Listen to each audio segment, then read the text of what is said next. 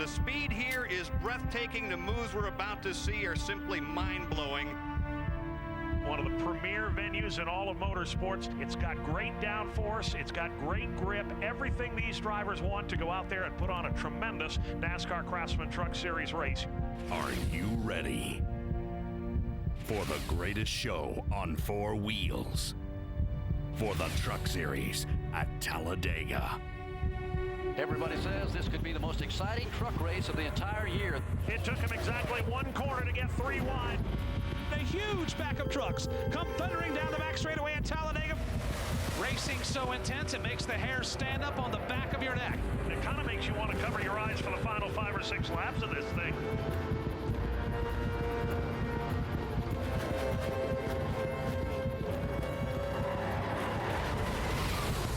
Are you ready? Welcome to the NASCAR Craftsman Truck Series Mountain Dew 250, presented on speed by Toyota. Talladega Superspeedway. Patience might be a word that we'll hear the drivers talk about having to use while out on the racetrack, but you are definitely going to have to hold your breath and keep your eyes open as action will take place from the very drop of the green flag. 78 degrees, a gorgeous day for racing. We want to take a look at our point standings through 19 races. Yes, 19 races. Only 1 point separates the top two, Johnny Benson and Ron Hornaday. Now, we can't count out Matt Crafton down there in third, only 164 points out. Hello, everyone. Rick Allen alongside of Michael Waltrip and Phil Parsons. This is the one racetrack where everyone says, okay, we've got to watch this. We always hype this race up, but we can't hype it up enough. Oh, it's going to be nuts. And, you know, you talked about the point battle, 1 point between the first two. We could welcome 7 guys into this championship battle when this day's over today. The action today will be intense, and it's unpredictable. How do you win this race? I've won here at Talladega before. You can't make a plan of how to win it. Do you need to be in the front, right on the bottom, or do you need to be a couple of trucks back? Time will tell, but there's not a blueprint to win this race. The nice thing about this race and this racetrack, you can make some mistakes early because these trucks punch such a big hole in the air. You can go to the back, and these guys will go to the back more than once during this race and fight your way back to the front. But this is a place that you have to have some help. Yes. You have to have help from your teammates. You have to have help from people you don't even like, because whatever will make your situation better, you're going to use them and they're going to use you. Both of you have won at this racetrack. Who helped you, Michael? Dale Jr., he and I worked real well together. How about you, Phil? Jeff Bodine. Jeff Bodine. Couple friends there. Let's go down. You never forget that Ladies stuff. and gentlemen, Let's go Please trackside rise for tonight's and invocation. remove your hats as the Alabama Army National Guard presents our nation's colors. Please remain standing as Heath Shaw of Alabama Raceway Ministries offers today's invocation. Our dear Heavenly Father, we thank you for this beautiful day. We thank you for the many blessings of life that you've given us. We thank you for this awesome sport and this wonderful country you've given us, Lord. Thank you for our freedom. I pray that you would be with the drivers and the fans. Give us all a safe, exciting afternoon. In your name I pray. Amen. Race fans, please welcome national recording artist John Berry as he performs our national anthem. Oh, say, can you see by the dawn's early light what so proudly we hailed at the twilight's last gleaming, whose broad stripes and bright stars through the perilous fight o'er the ramparts we watched were so gallantly streaming, and the rockets rang glare, the bombs bursting in air gave proof through the night that our flag was still there.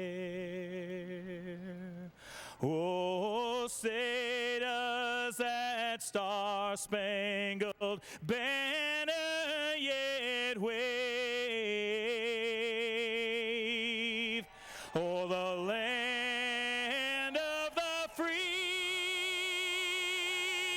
and the home of the brave.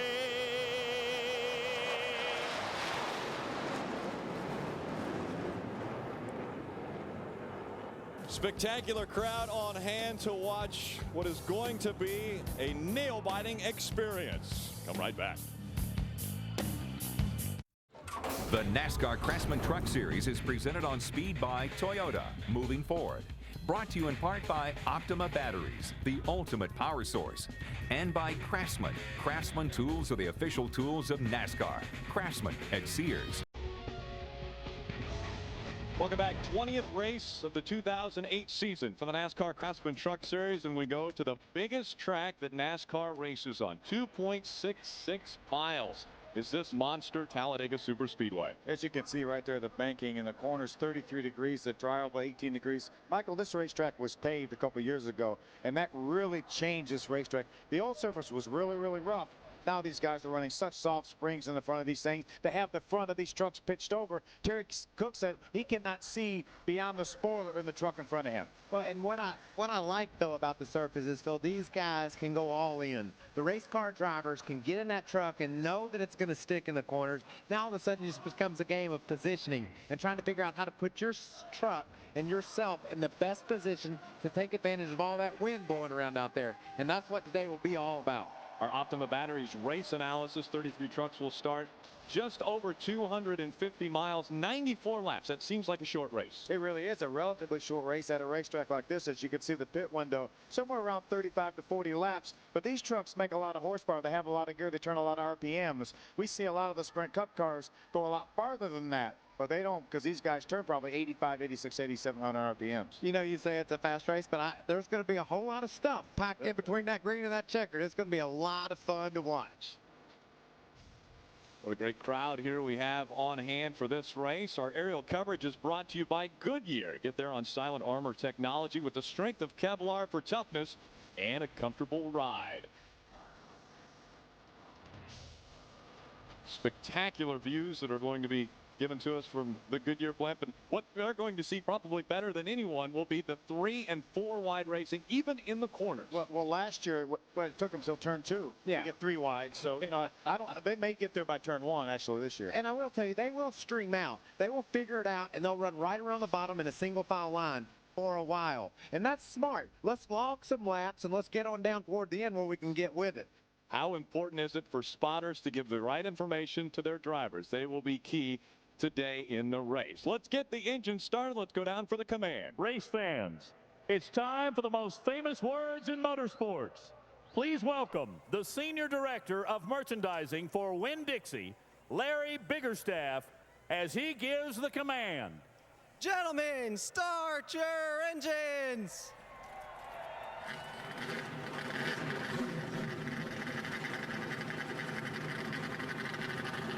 The engines are fired. The adrenaline running at its highest as they're about to pull out onto this racetrack and take on Talladega Superspeedway.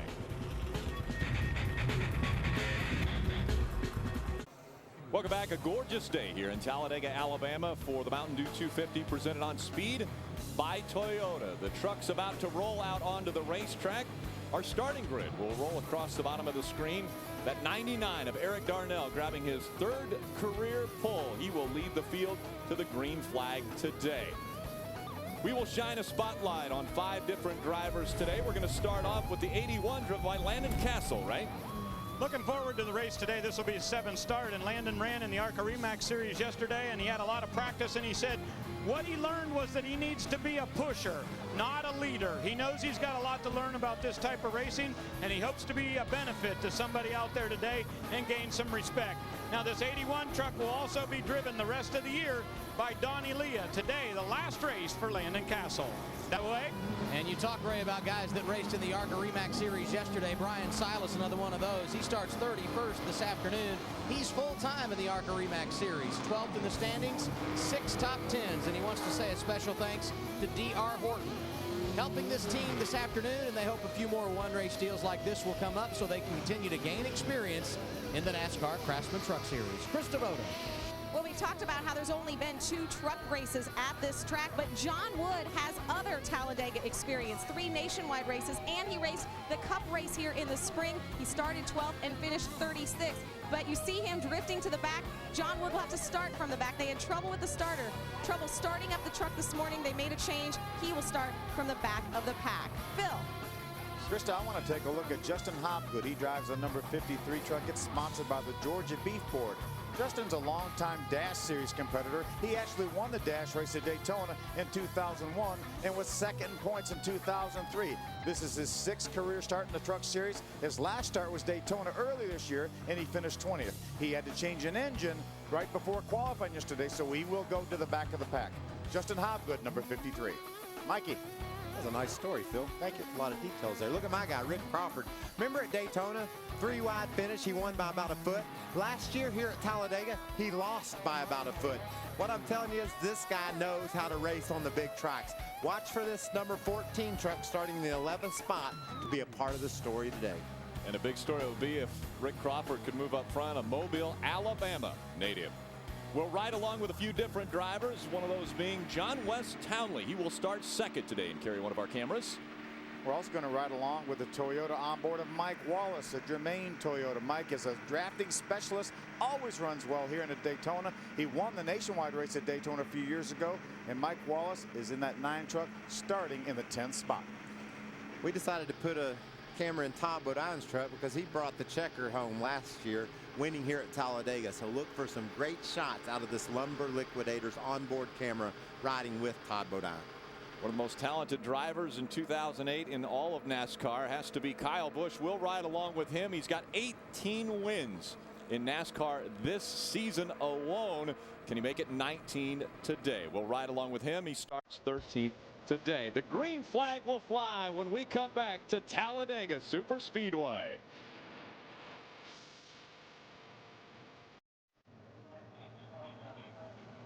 Welcome back. Mountain Dew 250 presented on Speed by Toyota. Attention Speed fanatics. Atlanta Motor Speedway is giving NASCAR Craftsman Truck and Sprint Cup ticket holders a chance to upgrade their tickets from the seat to the suite. Bring your Craftsman Truck or Sprint Cup ticket to the speed stage the morning of the race. Enter to win a seat to the suite upgrade, which includes pre-race pit road access and 2 Atlanta Motor Speedway suite tickets. Visit atlantamotorspeedway.com. Let's head down trackside to our thoughts before green. Ray Dunlap, what have you got? Well, Rick, you know, we talk about statistics a lot, and maybe Talladega is the one track where statistics don't mean very much. But I think it's important to look at the truck that Todd Bodine is driving today. It's number 58, and this truck has had 5 races on super speedways, 2 wins, and 5 top 5s. But today's race is number 20 of the season, and I think that might be even more important because when Todd Bodine is in race number 20, he's been excellent. 3 wins and a 4th place right here at Talladega. I think Todd Bodine in the number 30 truck is the one to beat today at Talladega. Adam? Ray, if you look at the NASCAR Craftsman Truck Series standings, you will see that after the last 7 races, Johnny Benson has been the point leader. So immediately you think domination, but that's not the case. Look at these numbers in the last 3 events. At Gateway, 3rd for Benson, a win for Hornaday. A 2nd for Benson at Loudon, New Hampshire when Hornaday went to victory lane. And there's the big one, the 27th at Las Vegas. In all, Hornaday has gained 93 points in the last 3 races. He's only 1 point out coming into today, and a big turning point could happen here this afternoon. Krista? Well, if you watch the setup, you heard us talk about how this track rewards experience. In our 2 races, both winners, Todd Bodine and Mark Martin, in their 40s. Joey Logano in his very first truck start today, trying to smash that stat. But how young is Logano? 18 years old. He has never experienced the Reagan administration. 80s big hair bands. He missed all of glam rock, and this may be the biggest thing. Joey Logano never witnessed an episode of Alf. That's incredible. It definitely is incredible. And continuing on with that youth statement, the top 3 starters in this race averaged age 21 years old. So a lot of youth leading this field to the green flag. But I gotta believe Joey Logano watched Alf in syndication. I mean, TV land. How are you not going to see Alf? A lot of people probably have no idea what Alf is. That's a classic. Of course it is. The lights are out on the pace truck. That means that they will make this final turn through the tri-oval and see the green flag and get underway. And the speed and intensity is about to pick up. And their heart rate is picking up right now. The closer they get to that green flag, they know for the next 250 miles, it's going to be on. Eric Darnell, John West Townley, 1 and 2. They make up the front row. And here they come through the tri-oval. The green flag is in the air. We're underway at Talladega. Now, Phil, remember the domination of those first 3 trucks in qualifying yesterday. They beat the rest of the field by a half a second. Watch how all that goes away right now when this air starts squirming around. Completely out the window. 3 wide already in turn number 2. Joey Logano in the middle right now. He's the front car. Actually, now John West Townley is in the middle of the racetrack. They're already 3 wide all the way down the backstretch. The speeds will get upwards of 190 to 191 miles an hour. Now in qualifying, they weren't anywhere near that. That shows you how important the air is. These trucks will actually pick up 10 miles an hour over what they could qualify when they get in this draft like this. Isn't that very interesting? We have these beautiful trucks and these talented drivers. The most important thing today is something you can't even see. The air. The air. And right now they are seeing something on the racetrack, and it's debris. And so our first caution actually comes out on lap 1. That's interesting. Those guys were all keyed up. Well, and somebody saw something on the racetrack they didn't like. And so the caution flag flies for the first time. They will take the debris off the racetrack. Everybody collect your breath and come right back. Tomorrow on Speed NASCAR Race Day heads to Talladega, where only one pre-race show can handle the high banks. Will the big one claim the big dreams of the championship contenders? NASCAR Race Day, built by the Home Depot. Live coverage begins tomorrow, 11 Eastern. You know who Wendy's going to have as their real deal interview? I do not. You know, Mike? No. Bobby Allison. Yeah, I heard that. I knew, but I couldn't remember. You know who's going to be on trackside next week? Who? Jessica Simpson. Really? On speed. Really? Jessica Simpson on Very trackside. cool. Adam Alexander. Great to have Mike Wallace in the field today, starting 10th, but he's dropped outside the top 20, and the reason is he hit the debris that caused this caution. He was upset with himself, apologized to the crew. He said the tires seemed to be fine. They looked at the truck when he went by the start-finish line on pit road. They said it looks good, and the report from the spotter stand positive as well. So he thinks he's okay, just the loss of track position. We will keep an eye on the 9 truck when we get the green flag. Krista? Joey Logano is just sort of letting things sink in right now. Remember, this is his very first truck start. The first time he raced at Talladega was yesterday in the ARCA race. And we talked about his young age. He almost won that ARCA race. He finished 2nd. And I said, well, you've got to be happy with that, right? He said, nope, I want more. Well, he's about to get more, and let's see if he can handle it. Actually, this is probably one of the toughest tests he'll face in his young career. Green flag back in the air. It's still Eric Darnell in front of his teammate Colin Brown. This is good for these guys, you know, Phil. They ran a half a lap. They had already gotten 3 wide because they started side by side. That pokes a bigger hole in the air. Now they're single file. Maybe it'll be a bit of a calmer restart than it was a start. What do you think? Well, I hope so. Here are a couple Fords out front. Here are a couple teammates, Eric Darnell and Colin Brown. Then they've got Todd Bodine and Ron Hornaday right behind them. And look, everyone hugs that yellow line. Everybody wants to get down to the bottom, and who's going to be the first guy to step out? And I want to tell you, that's the plan. People say, let's guard that yellow line. That's a great plan, but you can't use that as your sole option. You have to be willing and ready to jump out to the outside if you want to win this race. If you just say, I'm going to hang on the yellow line, you'll never win. That's right. Here comes, looks like maybe Brendan Gaughan, maybe on the outside. Somebody's going to go up there. Testing that second line, we see Kyle Busch. He peeks the nose of that number 51 Toyota Tundra out from behind the 22 to see if he can get a look. And remember, we talked earlier, right now, if Scott Speed or Kyle Busch was to pull out and it doesn't work, the race is not over for them. No. He's going to the back, but he'll come back up to the front. I encourage, you know, any of the young drivers that ask me, make your mistakes early. Figure out if you can indeed make that move, and when you can't make it, it'll make you smarter later in the race. So a little bit of experimenting in the early going is not a bad thing. Looks like that may be Mike Wallace. Yep. Right behind Brendan Gaughan. See Terry Cook, the Wilder.com Toyota, jumps up in front of Brendan. That outside line is back about 20th, but they're making some headway, it looks like. And guys, you know what's cool? When we were just listening right there to Kyle Busch's truck, we could hear the RPMs increase right when those trucks started to move in that high line. And there you see Joey Logano said, oh, I like this. I like what's going on behind me here. Let me get a feel for this. He pulls up to the outside, sort of slows Johnny Benson's momentum. He had to block Johnny a little bit, and now he's up a little bit higher than he needs to be. So Johnny's thinking, I would have just soon you stay down there in line, son. I don't mind you learning, but don't learn in front of me. Yeah, learn right behind me. Now that second line trying to move on the inside line. We're seeing more trucks moving out there into that second line. And see these guys in the second line right here on the outside line. One of those guys is going to say, I've got to run on the guy leading that or whatever, and I'm going to pull to the outside. We're going to make it 3 wide here. That will happen.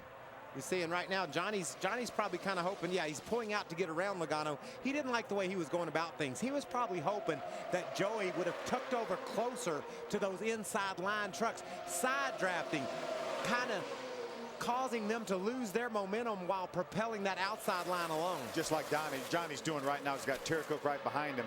You see, he pulls down next to that truck, and that really hurts the momentum of the truck on the inside. And I don't think Johnny liked what he was seeing out of Joey, so he said, I better show you how to do this. So Joey's learning.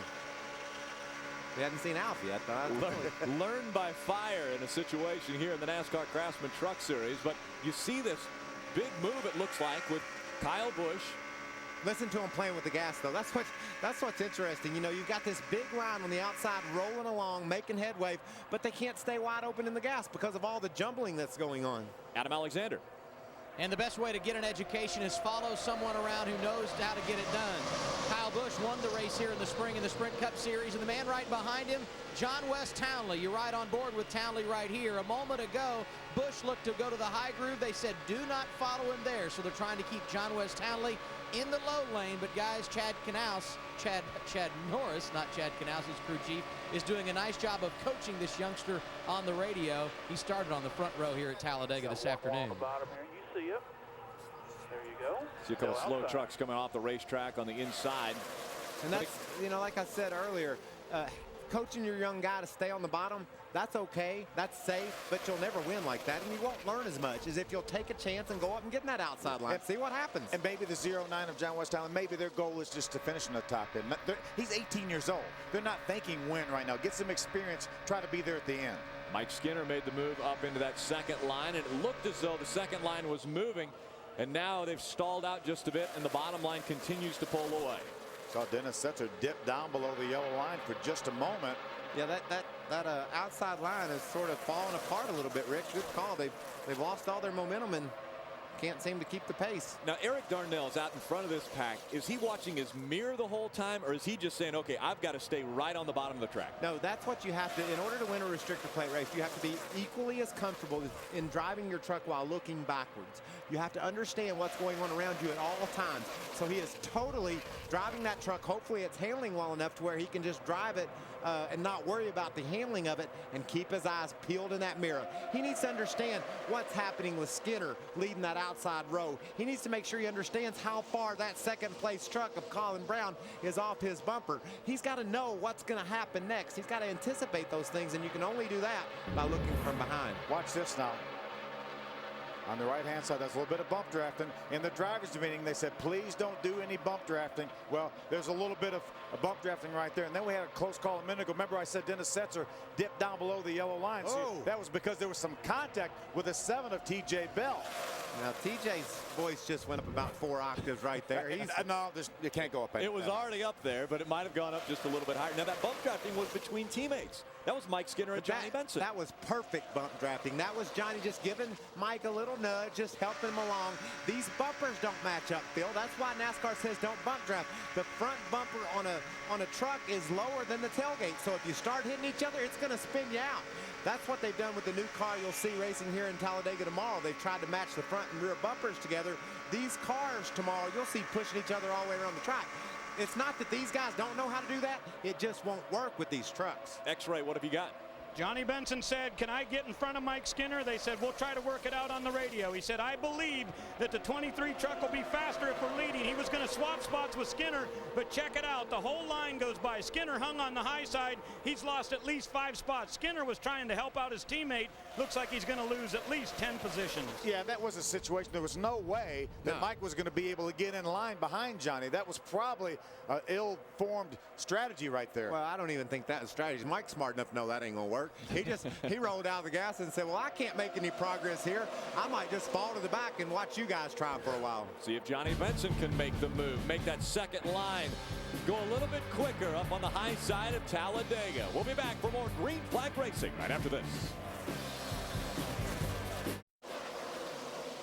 Pink's All Out ignites Thursday night with an all-new episode as the competition heats up. A timing system failure sends the Pink's All Out crew scrambling and threatens to jeopardize the entire race. Pink's All Out Thursday night, 9 Eastern, 6 Pacific, only on Speed.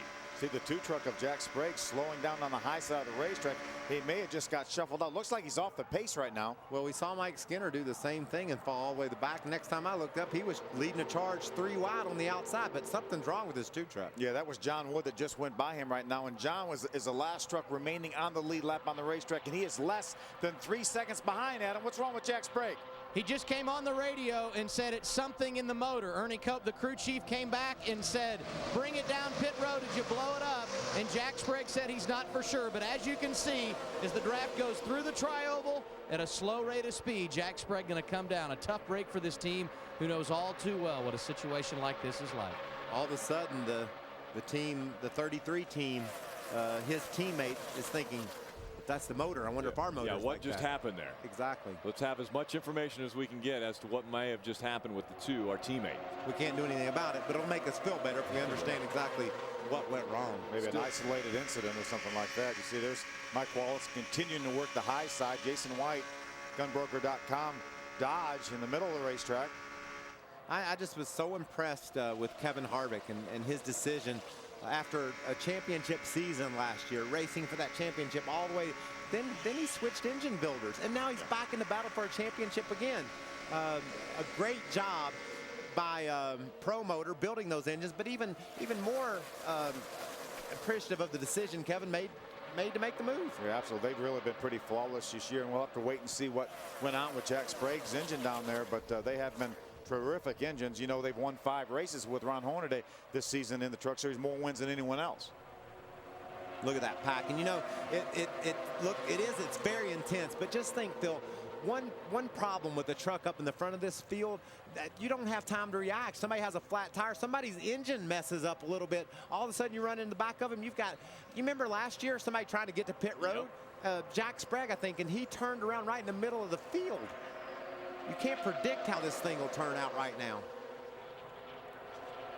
So out in front, we've got Eric Darnell and Colin Brown, his teammates. That Toyota of Todd Bodine, who has gone to victory lane at this racetrack, running in the 3rd spot. Now remember, the 6 driven by Mark Martin a year ago went to victory lane, and now Todd Bodine following 2 years ago, and Todd Bodine following him. So obviously those 2 trucks have figured out this racetrack.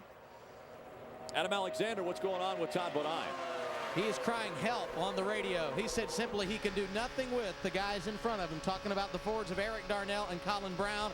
And then he came back and asked, where's Mike Wallace? That would be his teammate for the race. And as you guys have documented multiple times, that 9 truck doing what he can to get to the front and join his teammate. Right now, Mike Wallace is being shown back in the 22nd position. But again, that doesn't mean he's not running well, and he's made a lot of moves. He's tried a lot of things, and he's putting that bank of knowledge together so he knows what will work when it comes down to the end of this thing. And that's what I like. You know, instead of just riding around on the bottom, logging laps, there's some guys that it's good that they're doing that. Obviously, Darnell, Braun, Todd Bodine, they've got it made right now. But if I'm 10th, 11th, I'm going to get out and mix it up a little bit and figure out how I'm going to be able to make a move later on. We're hearing that NASCAR is looking into, well, we might have a little debris on the racetrack there, but NASCAR is looking into one of the teams they believe doesn't have a side window, and that's one of the requirements when you come to a super speedway, that they have the passenger side window. And it sounds like they're looking at these trucks to make sure that all of them have the side windows, and now our second caution has come out. Yeah, the debris we saw over there on the backstretch there, That's a piece of body work right there. Looks like off maybe one of the blue trucks, maybe Brendan Gaughan. We're getting a report that it's the 81 of Landon Castle. Look at the very back of this line right here, this back of this lead lap line. Flew off here of the inside line. You'd have to think maybe that resulted from and hit by another truck. Knocked away. Is that Jack Sprague? I was Jack Sprague. Knocked way up in the air. You have to think that maybe that's a result of some bump drafting. Guys trying to push another guy along, broke his back bumper off. So debris off of one of the race trucks. It looked like maybe it might have been one of the circle bar trucks. Was maybe Rick Crawford or Brendan Gaughan. There's Brendan's truck right there. We don't know if that was it. Now the 81 of Landon Castle also has some blue on it. There's the 59 right there. We think it might be the 59 that lost the side window. Okay, that's him up about 3 on the inside. That wasn't a side window, but it was definitely something off of that truck. Now there's an oil cooler, not an oil cooler, but the oil tank is in the back behind. Is there a lid on there that potentially could have come off? That looked like it was more rounded. Like there was. It was a small square of sheet metal. That looked like something that might have been a bumper Yeah, cover. I think the oil tank is underneath the back of that truck, the deck lid of that truck, but I don't know that was that piece. These cats are all pitting, right? I think so, Mike. We're talking about only being able to go about 35 laps, and remember we had pace laps on top of that, so I think they're coming. And on the Cup side, during practice, tire wear is just minimal. Right. So maybe we'll see some guys just get gas and definitely just 2 tires. Absolutely. Track position is huge, and it could be determined on pit road now. We go to pit road, and Chris Devoto.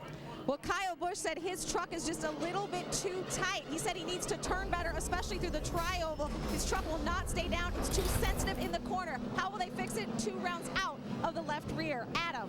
Middle of your screen, Todd Bodine is in for his first stop of the day. Right side tires only, the call for Mike Hillman Jr. They want to maintain track position, no chassis adjustments. Ray Dunlap. The Northern Tool and Equipment Ford will do right side tires only. They're going to get plenty of gas, pump it in there. Eric Darnell, the leader, he'll be the first one off of pit road, followed by his teammate Colin Braun. We saw the 51 truck of Kyle Busch get 4 tires, and you wonder maybe if he wants to get 4 now, maybe he's looking at getting 2 later on in the race. And be done with some tires for a while. I think that was the side window that flew out of that 59 truck. Remember, these cabs are very small. We know the side windows in the cars are quite large, but that's a very, very small side window that are in these trucks. So the crew is taking a look and working on that 59 of Landon Castle. I'm sure they'll get him back out on the racetrack. Eric Darnell, Colin Braun, and Todd Bodine, your top 3 off of pit road.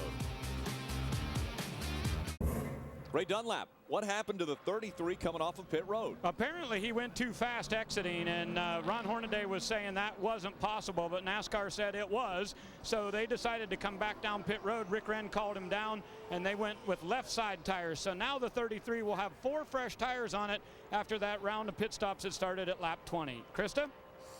Well, back here alongside pit road, actually behind the fence, the work being feverishly done on the 59, working on that right side window. They cannot just slide the window in. They actually have to rivet it to the frame. Joey Logano still inside the truck with his helmet on. The team said, this is our last one. Do not lose this window. Joey said, can I just drive without it? They said, no, come back.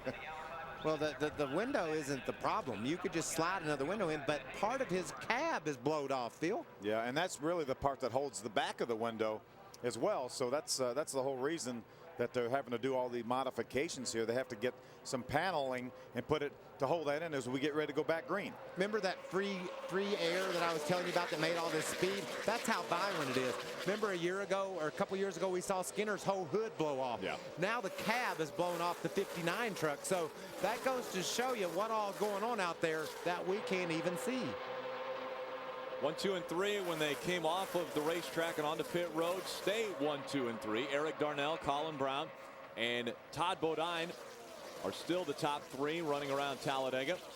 You got to appreciate the crews. They held serve. Those guys came in with the lead and they sent them right back out with the lead. Some differing strategy. You see the 51 of Kyle Busch there for a second. He was already looking to the outside, trying to gain back some of that ground he lost by taking on 4 tires. Exactly. Now Ron Hornaday also has 4 tires because of the pit road penalty, and we'll see how quickly he can make his way back towards the front. And guys, would you know that Ron Hornaday has led over 30% of all the laps run this season? That's pretty amazing. Over 30%.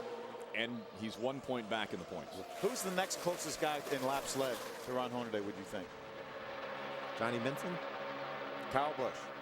He hasn't even run all the races. And he's led 15% of all the laps, and he wasn't even in part of those laps. What percentage of laps has he led of the laps he's been in? That I don't know. Well, now we see the 59 of Joey Logano back on pit road. And so they will take a look at that and maybe do a little bit more work on the 59. Ray. Big vibration for the Northern Tool Ford. Eric Darnell said it's shaking all the way to the corner. And his crew chief Matt Pusha said, ride it out a little bit, tell us what you think you've got, but could be a problem after that first round of pit stops. A vibration for the leader. Boy, it makes you wonder if maybe they didn't get all the lug nuts tight. It's hard, it's hard to throw somebody under the bus. You see Johnny Benson making a move on the outside for the 4th spot. He's got Jeff Green right in behind him. But Phil, these tires, the way they're balanced from set to set, you will get a different feel from your truck just by changing tires. So I would make sure, if I'm a crew chief, I'm going to say, look, it's crucial. It's the most important part of the job. We have to make sure we're able to tell our driver that the wheels are tight, because he's probably going to get a vibration. He's going to feel some shakes, and we need him to understand that there's no doubt the wheels are tight. Maybe the tires, as they gain air, the vibration, the balance will come in, the vibration will go away.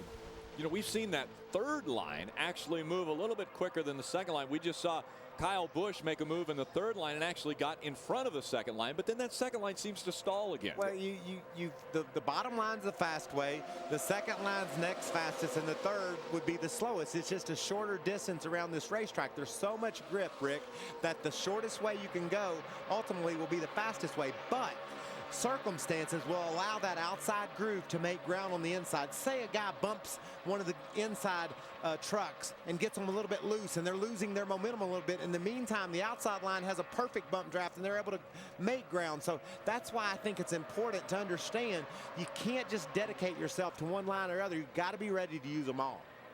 Ray Dunlap, what's happening with our second in championship points contender? Well, Hornaday restarted 26th after coming back down and getting those other tires, and they were talking on the radio asking what the 23 did, and Kevin Harvick, the team owner, came on the radio and he said, listen guys, everybody take a deep breath here. Let's get focused on what we're doing, and I don't want to hear the number 23 on our radio again. Today we're focused on the 33 and winning this race. Adam? One driver in the field, Ray, that's all about history is Rick Crawford. He's an Alabama native, and he would love nothing more than to win here in his home state. And you got to like his chances from this standpoint. In the last 2 Superspeedway races, he's finished 2nd, that a year ago here at Talladega, and 5th in the spring at Daytona, and he looks good riding in the top 5 here this afternoon. Krista? The 18 of Dennis Setzer was running 18th before that round of pit stops. He is currently up to 7th. One of the reasons they took right side tires only. And when Logano's window flew off, it actually happened right in front of Dennis Setzer. But he is running very well. His best start ever at this track. And right now, he is running very well. Ray? Let's talk about the number 6 truck at Colin Brown. They had a good pit stop there, but early in the race he said that his water temperature was up around 220, and right now that 6 truck is beginning to push a little bit of water out of the overflow. They're keeping their eye on it, but they are worried about it overheating here early on in this race. Well, life is good for Eric Darnell. He's got a teammate behind him. He's got a clear track ahead of him. But for everyone else, there's things you have to consider. Tucked in, running in 2nd in line. They're the the 6 of Colin Brown saying, my motor's getting hot. He has to decide, how much does he peak out to get a little air in there? What does he do? How does he manage this situation? There's always something to consider. See a little bump drafting right there. Mike Wallace gets in the back of Johnny Benson. Those guys are making some ground. That's the top 5 they've closed in on. So that second groove starting to move just a little bit. NASCAR's taking a peek in turns 3 and 4. There's been rumor that there might be some debris on the racetrack, but as to this point, we haven't seen the caution come out once again. And now we're hearing that the track has been cleared of all debris. At least they don't believe there's anything on the track. And we continue to go to and around the 2.66 mile super speedway. Eric Darnell continues to lead. Welcome back to the Mountain Dew 250 presented on Speed by Toyota. Our aerial coverage is brought to you by Goodyear. Get there on silent armor technology with the strength of Kevlar for toughness and a comfortable ride. Battle for the lead, Rick. First one of the day. Comfortable ride, not for Eric Darnell right now. Todd Bodine has decided to move up to that second line and see if he can challenge Eric Darnell. Yeah, Todd moved out from his third place spot, gets up side by side with Colin Brown for second right now. He's got some help behind him. Got Johnny Benson behind him, Brian Scott, Brendan Gaughan, Chad McCumbee. Bunch of guys lined up behind him. Absolutely the closest anyone has come to busting up those first couple of trucks, and the guy running third was the one decided to do it. He is tired of looking at those two. Two Toyotas nose to tail in the outside line. That's Todd Bodine. And then the 23 of Johnny Benson. That's 16, also a Toyota this week, with Brian Scott behind the wheel. And now they're side by side as they come out of turn number 4. This is a battle for the lead. Now, will Johnny stay in Todd Bodine's tire tracks? He has to. If those two trucks want to get, if he wants that any chance of the lead at all, he's got to stay right behind Todd Bodine. So he's going to lead this lap, and it's Todd Bodine, it looks like. Across the start-finish line, Todd Bodine leads it by a whopping 25 one-thousandths of a second. The question is, what will Todd do if he ever clears the 99? Is he going to say, see you later, Johnny, I'm going to get down on the bottom? And that's the kind of thing that you have to work with the people that have helped you. He needs to make sure that Johnny Benson is able to clear before he pulls down in front. Those two are working well together now. Adam, what's going on with the 9 truck? He was up to 7th in the running order after a 4-tire stop at lap 19, but unfortunately he had to drop out of the draft. And the reason why, water temperature trying to get a little bit up there. So they decided to get back in some clean air, not tuck in the draft, and hopefully they can cool down that racetrack. There's Mike right there. He's on the inside, pulls up behind Mike Skinner in that 5 truck. Now he jumps back to the outside. That's Jeff Green and Curtis Keystruck. Now he's going to go in the middle. He's been on the inside, the outside, and in the middle in the space of about 3 football fields. He's been all over the place all day. I've watched this truck go from challenging for the top 5 to dropping all the way to the end of this lead pack. Now we certainly have 3 distinct lines right now. Eric Darnell leads the inside line. Todd Bodine leads the middle line. There's Kyle Busch right there in that 51 Mikasuki Toyota right in front of Mike Wallace. Scott Speed over there, the Red Bull Toyota on the outside. Todd Bodine was able to get the lead, but a guy that I'm finding fun to watch. Let's take a ride a lap with Mike Wallace, Phil. See where all he goes. Right now he's following Kyle Busch. Look at Kyle making a big run to the outside. Let's listen to his throttle.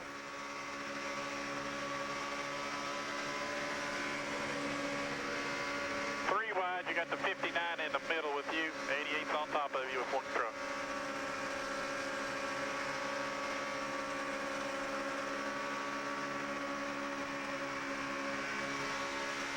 Hear him on and off the gas.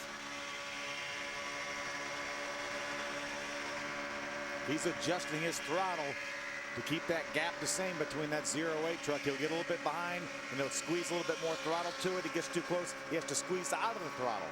And he's looking for that big run. He's looking for a chance to make a huge move. And that's why he's leaving that gap between he and the 08. There's the 81 of Landon Castle, the National Guard Chevy on the inside. Side by side now for 3rd. Todd Bodine in the middle of the racetrack. The 09 of John West Townley on the inside. Exactly what we expected for Talladega Superspeedway and the NASCAR Craftsman Truck Series. Race number 20 for the Truck Series. We've got a 1-point difference between Johnny Benson and Ron Hornaday in our championship point standings. And right now there are 33 trucks and a little contact there. Todd Bodine ducked down and there was no room for him. So a little bit of contact on the racetrack. We've expected this and we haven't had any problems up to this point. Ray Dunlap, what's happening with the 33? Well, he's in the back of the pack right there, Rick, and he's not very happy about it. He talked to his spotter, Rick Corelli, and said, do whatever you can to get me away from Mike Wallace. He said that guy has changed lanes 6 times in the last 4 laps, and eventually that's going to cause a problem. So he's asking Corelli for a little bit of help. But now Hornaday down on the inside going by Logano right behind Mike Wallace. He wants away from the 9. Well, he's right behind him right now, Ray. It's going to be hard to get away from him when he's right behind him. And I can't argue with Ron. He has changed 6 lanes in 1 lap. Well, we saw him change lanes 3 times in one trial. We were watching and riding along with Mike Wallace, listening to that throttle and the throttle control that he has. But you can't get away from anybody. I mean, that's why they're all globbed together. There is nowhere to hide.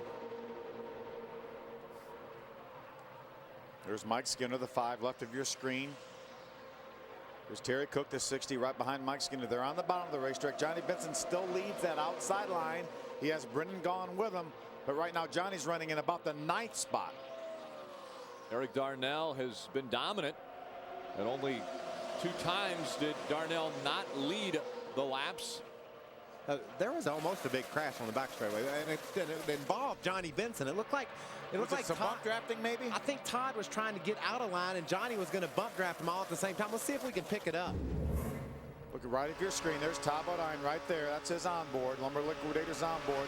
But when he made pretty good contact with John West Townley, but that was precipitated by something, probably maybe a bump draft or something by Johnny, as you mentioned, as he was maybe moving around. If you're going to bump draft these trucks, you better be going straight. Yeah, and you know, as Johnny Benson has to understand exactly what Todd's doing at the moment when he wants to hit him. Todd decided he might want to duck low a little bit. Johnny bump drafted him and almost caused a crash. How about John West Townley, this 18-year-old who's stuck in the draft running 190 miles an hour, and all of a sudden, wham, he gets hit on the outside. Hey, what are you doing? He's watched this enough on TV to know that that's exactly what's going to happen. Let's see if we can see here, Phil. Off turn 2, these guys are dicing around, and it looks like Todd decides to close the door on Johnny, and Johnny had a run on him, and it was close. Yeah, that could have been big. Now, that would have probably involved 10 or 15 trucks more than likely, because it was right in the middle of this pack. Well, it's exactly what we thought was going to happen when you come to Talladega Superspeedway. The big packs running around the racetrack. It has been dominant. Eric Darnell out in front. He has led 60% of the laps on all of our Superspeedway races this year, both Daytona and Talladega. 2-3 wide here at Talladega, and it's going to continue. 55 laps to go.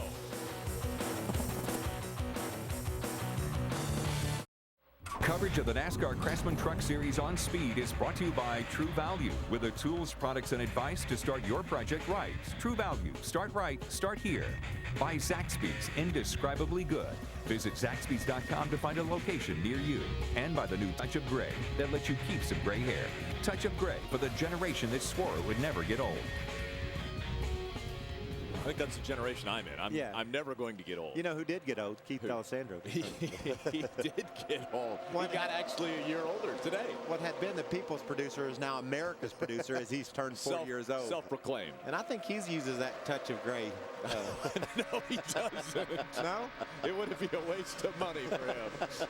I use it. I love that stuff. 2 and 3 wide, continuing here at Talladega Superspeedway. Nobody really has anything for Eric Darnell. He and his teammate have been running 1 and 2 pretty much the whole race. At one point in time, Todd Bodine got up there and led a lap, but then that was it. Chris Devoto.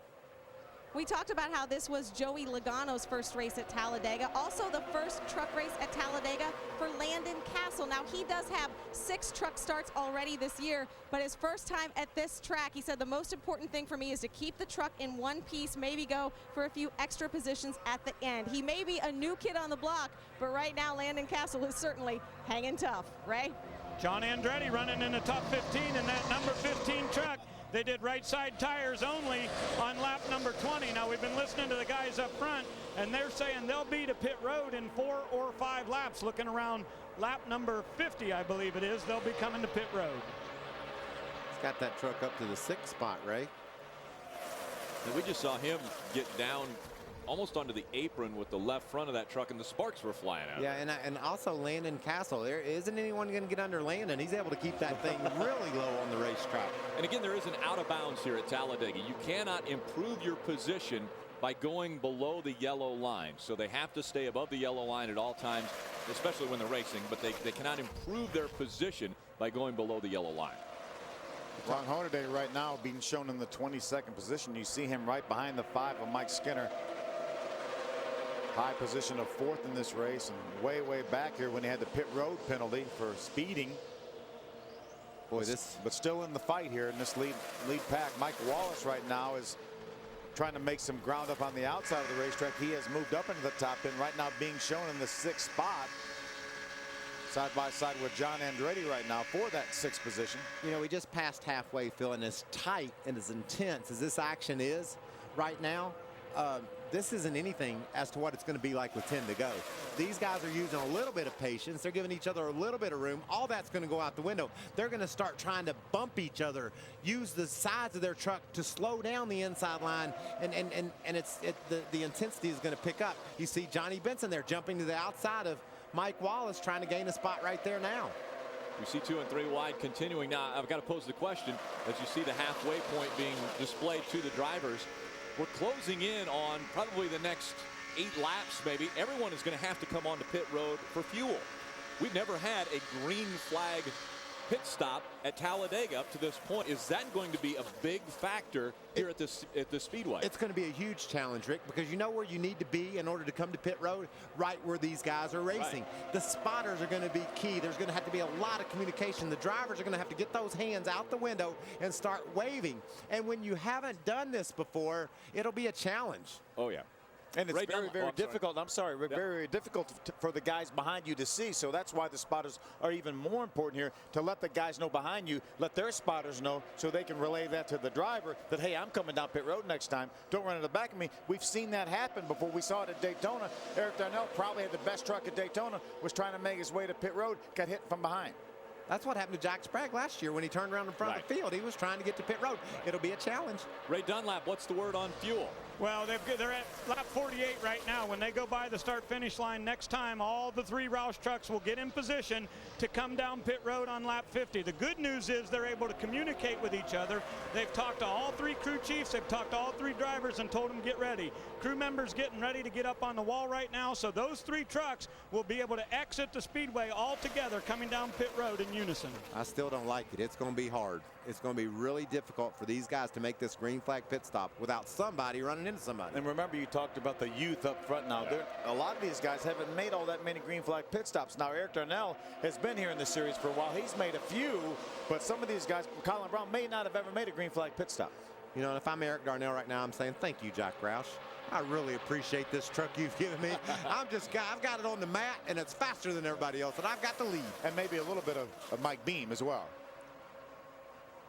A little piece of something on the racetrack right there. May have been a spring rubber, may have been something else, but we definitely saw a little bit of piece of something there.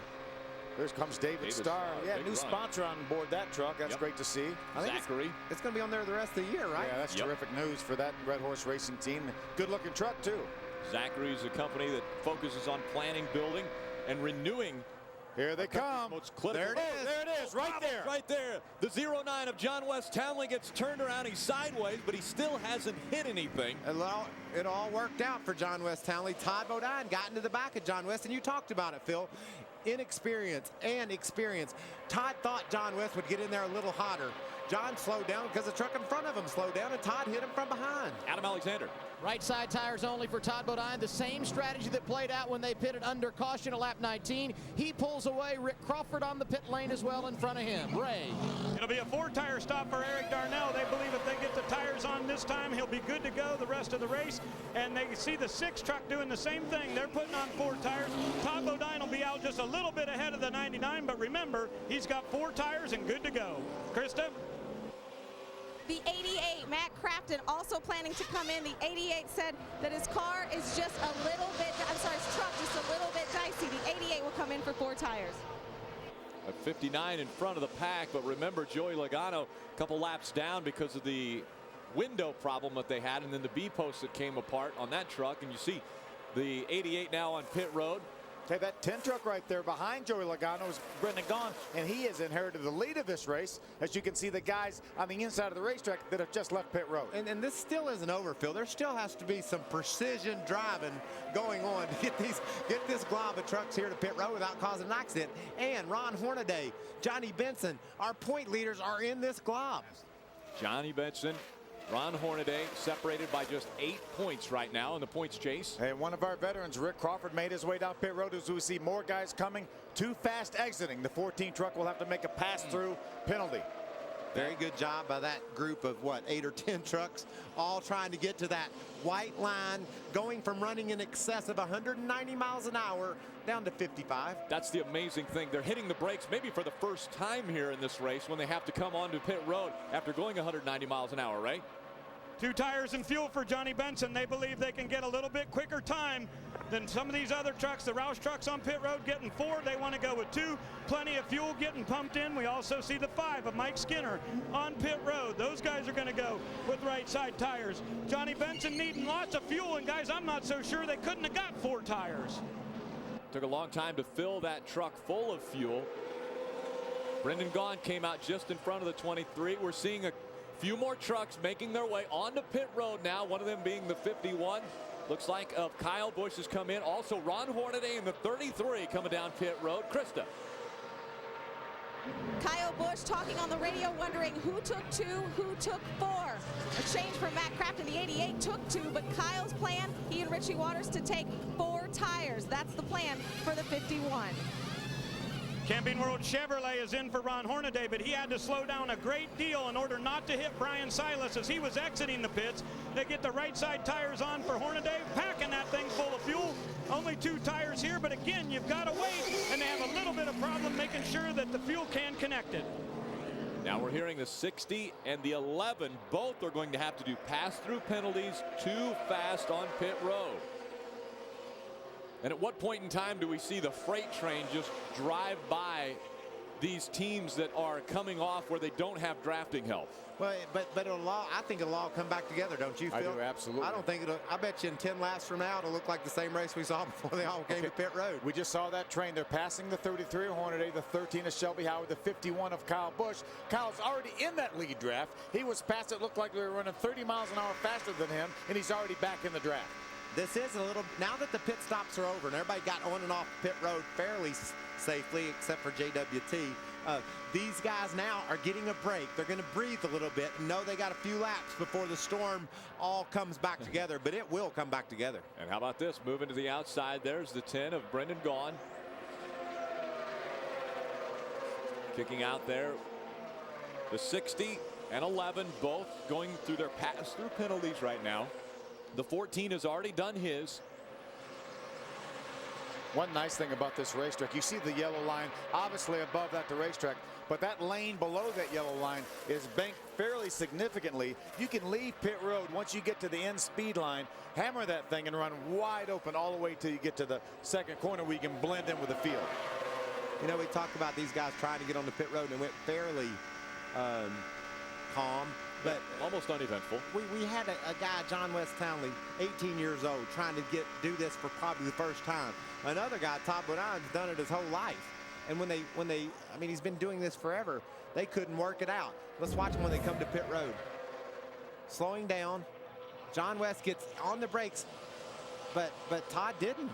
Yeah, really, John West, if he goes any farther forward, he runs into the 6 of Colin Brown. So he's pretty much innocent there. Todd didn't really anticipate the speed quite enough, and he actually ran in the back of John West. So the kid did a good job, and the veteran ran him over. How do you figure? And in this situation, I mean, Todd Bodine, a veteran, probably wants to go to that yellow line as fast as he can. Well, so does John West, but he's got trucks in front of him. Yeah, but I mean, right there, Eric Darnell, he's able to pass him. He's trying to pass guys before he even gets to pit road. Look how close John West is to the 6 of Colin Brown, and there he gets turned around. Yeah. Very fortunate he didn't get turned up into the racetrack. Well, we've seen that before. My point is, Rick, you can always run into somebody. That's easy. Right. What you're supposed to do is get there as fast as you can without running somebody over, and Todd didn't pull that off. Exactly.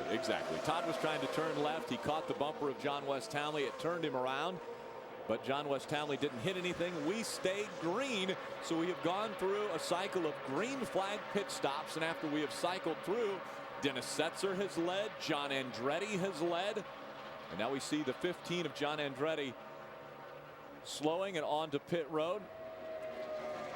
We're getting a report that the 60 of Terry Cook that was doing his penalty pass-through was too fast entering and exiting, so we have yet another penalty, Ray. And also the 15 of John Andretti coming down pit road. He was out of fuel, so they pushed it 1 or 2 laps too many for him. And remember, whenever he came in last time was lap 20, so they may have pushed the envelope just a little bit on fuel. Look at this guy. He's not going to get slowed down enough, is he? There's no way. No, he's in the grass. He has to be speeding coming in. Now, why would Setzer do that? That looked unusual. He just dove in there and drove right past the speed line. Chris Devoto. Yeah, I saw it happen, Michael. He did not say anything on the radio. He went right through the infield grass. The plan was to take 4 tires. They changed it to left side only. He said his car, he did say right before he came in, his truck was snappy loose. That could have been the problem. I thought maybe he had just noticed his fuel pressure had gone down. Maybe he was running out of gas and decided he had to get to pit road. Exactly. Knew that he wouldn't be able to make it another lap. If that's the case, then that's a good move. Right, but if it isn't, it was a little bit hard to figure out his thinking trying to get Woe down that fast. Terry Cook coming off of pit road now, that number 60. With his second pass-through penalty since his pit stop. And here comes the freight train. Take a look at this. Todd Bodine leading that group. You know, if you're too fast entering and you come through for a pass-through and you get a pass-through for that pass-through, I don't know if there's enough Aaron's Lucky Dogs to bail you out of that situation. Do you, Rick? You might as well speed. Like Dennis Setzer, we saw him, and sure enough, he was too fast entering the pits. Why not just blast your way out of there? It's only going to be one pass-through penalty. Ooh, I like that, Phil. You know, Aaron's is very generous. They do give away free passes a lot of the times, but it's going to be a stretch for them to do anything for that 60 truck today. I mean, they're going to have to really work overtime to try to pull that off. And we may not see any more caution flags either. Well, there's no guarantee of that. I think we are going to see another caution flag. I'm not so sure that it won't be within the last 10 laps, however. And Aaron's doesn't give away Lucky Dogs when there's 10 or less to go. Watch Setzer here. What's this all about, Phil? Like you said, if it wasn't a deal where he was running out of gas, then Houdini couldn't have got that truck rolled enough to get to pit road and be at the 55-mile-an-hour speed limit. And it didn't appear he was out of gas. They put 4 tires on. He drove off. There wasn't a delay, so must have not had the type of braking package on him that he thought he had. The green flag pit stops have given us 8 lead changes that have taken place. 6 different drivers have been out in front for at least a lap, but the one who's led the most, the 99, has led 48 laps, and he runs second. It's time to test your Truck Series knowledge with the Aaron's Lucky Guess trivia question.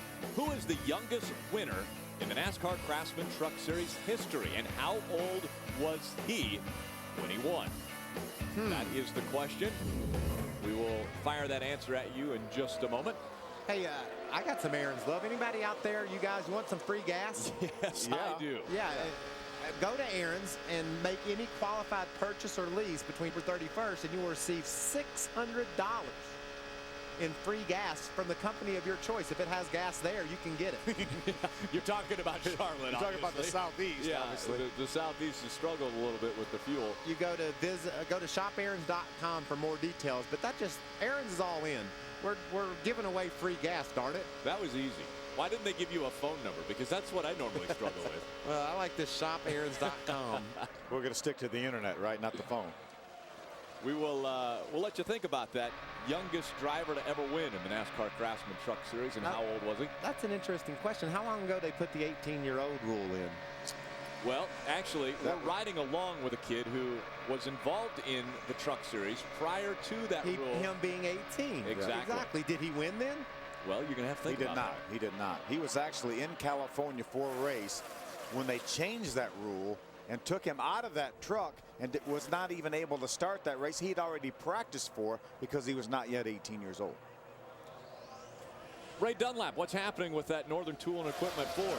Well, Rick, I just wanted to clarify a little bit on that last round of pit stops. I said that the Roush trucks that took 4 tires were good to go. What I meant by that was not that they've got enough fuel to make it to the end, but that allows them a lot of options. When they come in for their final pit stop, that makes Matt Puccia in position to either take 2 tires, no tires. They obviously don't need to take 4, and a lot of these other guys have taken right side tires only on this round of pit stops. So that's what he was saying when he said we'll be good to go. Not that they're not going to have to pit again, but that they'll have options. Well, you got to just get enough gas to get to the finish, and no tires. I don't want any tires. I'm thinking I want that track position. Just shoot me enough gas in to get to the finish and leave my tires alone. Yeah, most of these guys started pitting on lap number 50, and then the majority of the guys had pitted between 50 and 53. We saw the 15 of John Andretti push it all the way to lap 57, actually ran out of fuel. He is still on the lead lap now, but 34 seconds behind, almost 35 seconds behind. So I think we know that everyone is going to have to stop, with a possible exception of John Andretti. It's not going to do him any good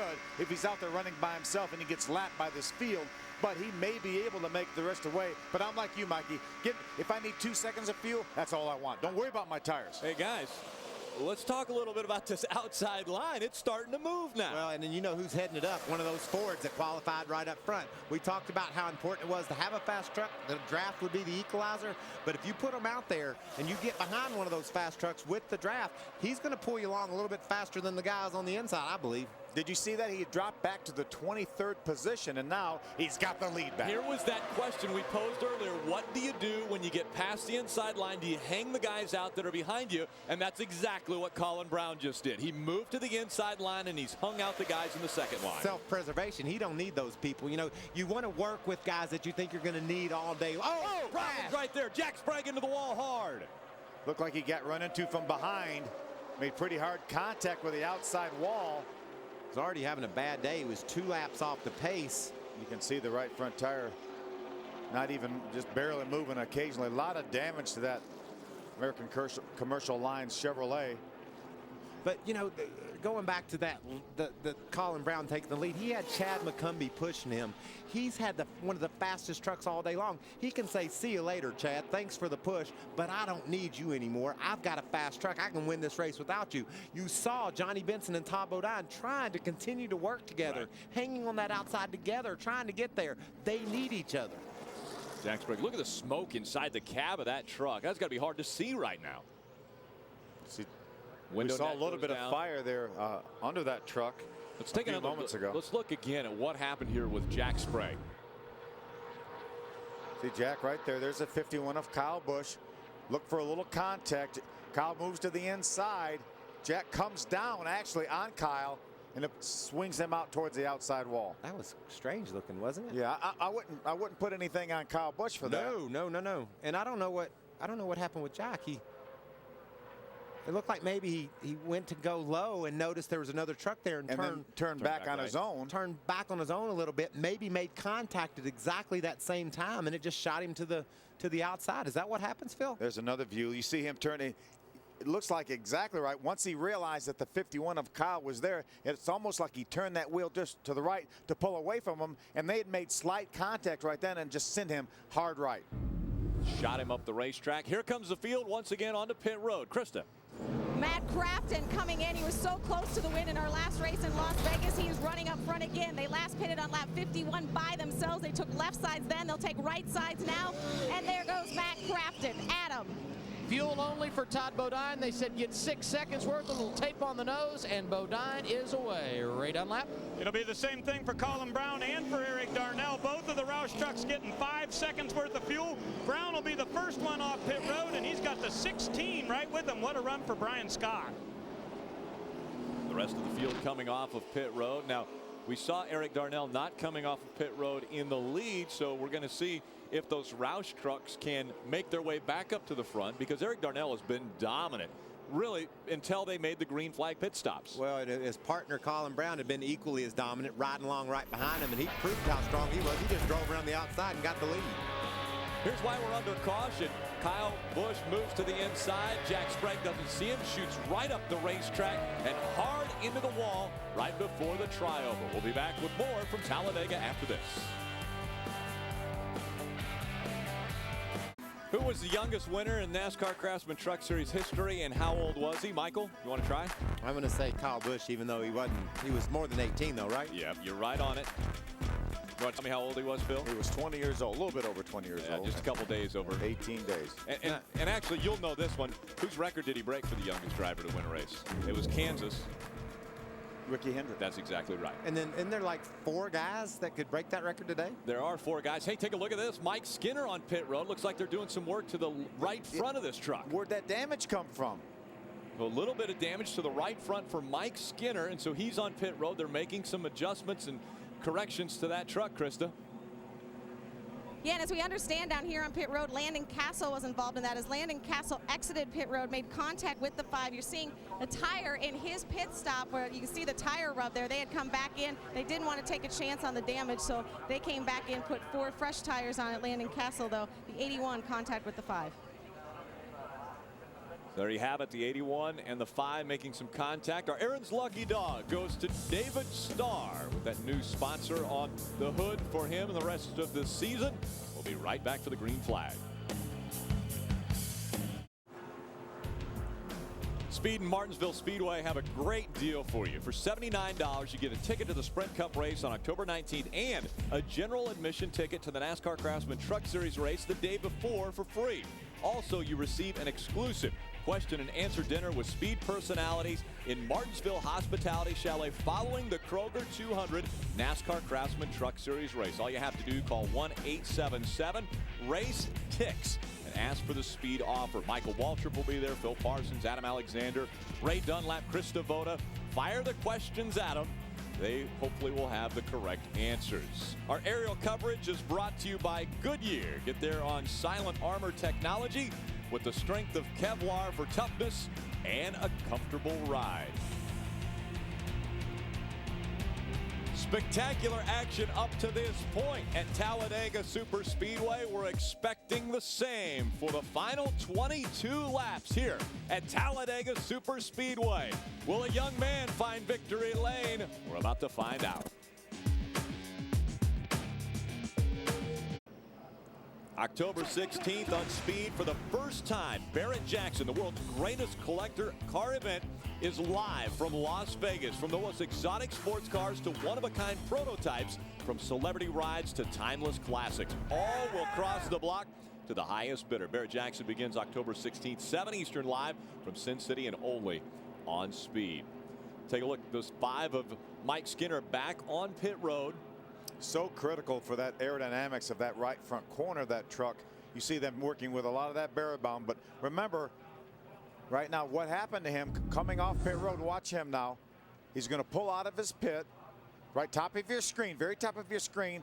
Actually spins the tires a little bit and then makes contact with Landon Castle. And that's what damaged the right front corner of that car. That's another experienced driver having problems and running into a kid, and the kid's thinking, what I do? I'm leaving the pit. Skinner's truck got loose on him when he put the gas down, got sideways, and he wasn't able to keep it off of Landon Castle. Caused Skinner a lot of damage. I don't think that's there is enough to hurt anything, Phil. I don't think so either. We talk about experienced drivers. One of them is out of this race now and standing by with Adam Alexander. Amazing season for Jack Sprague continues. I'm not sure what else can go wrong. Jack, what happened on track that put you out here? Well, Ernie and the guys gave me a great truck. I don't know where we were at the beginning there, up there on the outside, about 6th, 7th, and something happened, lost a cylinder. The motor just quit, and then it came back on, and it kept sputtering, and I was down a cylinder, and that kind of put us back down a lap or two, and I could get up there in the middle of the draft, and I could hang on, even though it was missing. And I don't know. Apparently Kyle was under me and I didn't get the word. I had no clue, but I hate it for these guys. It's been an absolutely horrible year, and we had another good shot at, a good, somewhat of a chance to win and a good shot at a great finish, and until it started sputtering. So I don't know. It's frustrating. Tough luck for Jack Sprague continues. Another disappointment here at Talladega. Adam, let's talk a little bit about the big picture. We're under caution here, but as we get ready to go back to green, how about where Ron Hornaday stands? All the way up to 11th right now. Remember, he was back in 26th whenever they had that pit road speeding penalty, and he and Johnny Benson right beside each other on the racetrack. And when they came into pits last time, Hornaday put on left side tires, Benson put on rights, and they're ready to go the distance. But the points championship just couldn't get much closer here in the NASCAR Craftsman Truck Series. And these guys ready to go, but they'll restart on the racetrack right beside each other. Should be fun to watch these two as they continue to battle through the final laps here at Talladega. And again, coming into this race, 1 point separated Johnny Benson and Ron Hornaday. Benson is your point leader, and he still holds on to that lead, but now that lead has increased to, well, about 5 points. So still the tightest points battle in NASCAR. Mountain Dew 250 presented on Speed by Toyota. Continuing from Talladega Superspeedway. We're inside of 20 laps remaining in this race. A 94-lap race, 250 miles.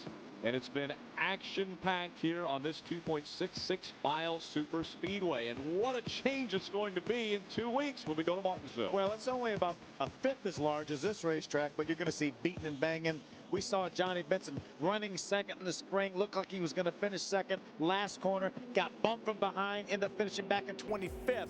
Look what that would have done if he'd have got all those points then. But hey, remember guys, we've got Dennis Setzer up front. John Andretti coming off that great run 2 weeks ago in Las Vegas when he finished in the 4th spot. These guys both were two of the most recent trucks on pit road under green. They stayed out for track position. But I don't think they can hold off those Fords. Colin Brown laying there in 3rd spot. We saw the speed he had. Brian Scott 4th. Scott Speed 5th. Eric Darnell 6th. Those are fast trucks. It'll be interesting to see how long Setzer and Andretti can hold that 1st and 2nd spot. I don't think long. Adam Alexander, you've got another driver you think might be in the hunt. Brendan Gaughan restarts 12th rather, and he got left side tires on that last pit stop. They feel good, and he's got some added help. Rick Crawford, who lost the engine, his teammate, an Alabama native, said, "I'm not going to the house, I'm going to the pit box." He can't win today, but he'd love to help his teammate Brendan Gaughan to victory lane. Krista? If you've been following Matt Crafton today, just a quick update for you. They had to come back in during the series of pit stops on lap 69. They had to fix the right side window. We saw Joey Logano have trouble earlier in the race. They were losing a brace, so they fixed the window. They went ahead and put left side tires on as well. There's Matt Crafton in that Menard Chevrolet. 21 trucks right now on the lead lap. And I would dare say that any one of those 21 trucks could win this race. We've seen the strength. You just talked about it a few moments ago with the Fords, especially up front. We'll see if somebody can do something with them. Well, they're going to start out next week at a couple weeks in Martinsville running into each other on purpose. Watch how the intensity picks up here. They're going to start running into each other here on purpose late in the going to Talladega, I bet you. Green flag in the air. It is Dennis Setzer, and you see the plume of smoke going back there. That's the speedy dry they put on the racetrack that's getting blown off now by these race trucks. Dennis Setzer down to the bottom of the racetrack. John Andretti's right behind him. Here comes Colin Brown in the 6th on the outside. Colin Brown has the 16 of Brian Scott behind him, 22 of Scott Speed, the 99 of Eric Darnell. They're side by side, 2 by 2.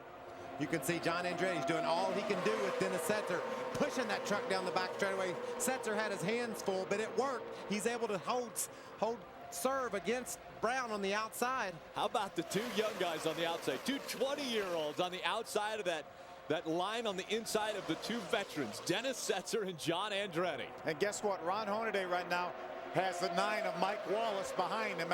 Remember, that's the guy he didn't want to be around. Now Todd pulled out there, and they've got a little run. Look how far back Eric Darnell's going. He's going to drop back. He's stuck in the middle, and no one's helping him out, and so he'll drop back. We fall back into 2 lines up front, 3 wide behind him. We got a little smoke coming out of the 21 of John Wood, it looks like. That's speedy dry. Speed Zorb down there top.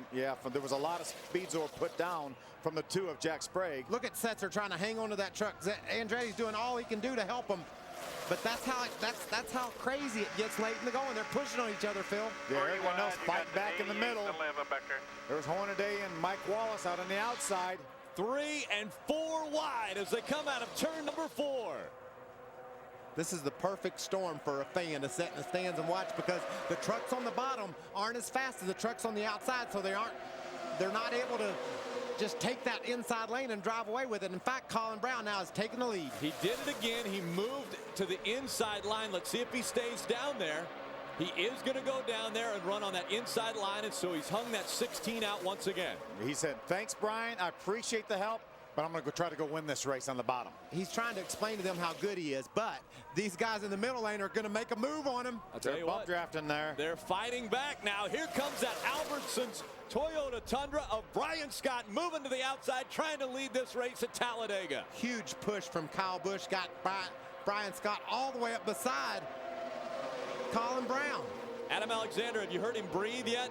He's been very quiet on the radio, and the crew has as well. And you know, what's interesting about his run here today is the fact that if you look at his season, only 2 top 10s, but one of them came earlier in the year at Daytona. This kid understands the draft, and he's proving it in the late going here today. But look at Kyle Busch, the veteran on the outside. He had the lead when they crossed the start-finish line. It is 3 wide for the lead. This isn't going to work. They can't keep this up. All the way around the racetrack, 3 distinct lines, and Kyle Busch got a little bit loose there. A big shove by the truck behind him. All these trucks are pushing each other, trying to get the advantage. The guys on the outside, just let me push you, just let me get you a little bit out front. Look at this shot from the Goodyear blimp. What an amazing scene this is as they work their way through 3 and 4. Eric Darnell's the fastest truck here. He's proven that today. He's right behind Kyle Busch on the outside. He's going to make it 4 wide. Oh, he does make it 4 wide. Kyle Busch is hung out 4 wide when they cross the start-finish line. Who is your race leader? Well, the computer says it's Brian Scott that led that lap by 39 1/1000ths of a second. I'm not going to say this again. This won't work. They can't continue to do this for the rest of this race. There's going to be a big crash. Someone will push someone too hard, get them sideways, and set off a chain reaction. I promise it's got to happen. And it's going to be from the bump drafting. That's probably what's going to cause it. Look at Kyle Busch go for the lead. Kyle Busch and Todd Bodine made a huge run there, and they are out in front now. Look at Mike Wallace, loses his momentum, tucks down to the inside. How about Ron Hornaday? In that 33, he's made his way up into the 3rd spot now. And his tongue is hanging out. I guarantee he's like, well, how did I get here? Where am I at? And where'd I come from? You mentioned it. They couldn't hang on that much longer at that pace, and now we've broken into a long line on the inside. The second line trying to catch up once again. It's going to happen. Those Fords will be able to push that second line up to that leader. The Toyota of Kyle Busch just isn't as fast, Phil, and he's down on the bottom. So a Ford will be able to group up another line and come get him. You got Colin Brown right now running in the 3rd spot. He maybe would be able to pull out in that line, looks like get around that 30. Looks like he thought about it. Matt Crafton ducks to the outside back there in the back of the pack. Here's 3 wide. Eric Darnell on the outside. Johnny Benson on the inside of that line. And there's the 81 of Landon Castle right in the middle. Yeah, Johnny Benson came by that last time in the 14th position. He's got Hornaday up in 3rd right now. He's got to keep his eye on that. Eric Darnell needs help. He's on the outside and he's got nobody behind him. He's got a strong truck, but if he doesn't have somebody to work with, he's not going to be able to get to the front. Remember, he was on the 3rd line. He made it 4 wide for just a moment. Almost looked like he was dead even with those guys at the start-finish line. That last lap, he came by 18th. Yeah, that just wasn't a good move. He didn't have the momentum to make it 4 wide, and he just tried to jump out there, probably just thinking, I'm Superman. I'm 3 wide. I'm going to be 4 wide. I had to pole. I know I've got a fast truck, but it didn't work. That air is so tricky. And right now, it is the 51 of Kyle Busch looking to add another win to his amazing season. Another one of those fast Fords right there, Phil. John West Townley right behind Brian Scott trying to make that 2nd lane. Yeah, it looked like that 16 of Brian Scott was holding up John West over there at the other end of the racetrack. And John West is a little bit dicey there, trying to figure out how to push that truck up toward the lead. Doesn't want to get too aggressive. He understands the fact that he can cause a big crash, so he doesn't want to be too aggressive, but it's getting late. He knows he's got to go. Adam Alexander, what's happening on pit road? Well, you got to point out about John West Townley and the situation he is in. You know, earlier today, he got away with an accident here at Talladega. He spun coming onto pit road. Not often you get a second chance at a place like this. This youngster making the best of it. What could have been a DNF could be a top 10. He's running 7th as we speak. Crystal?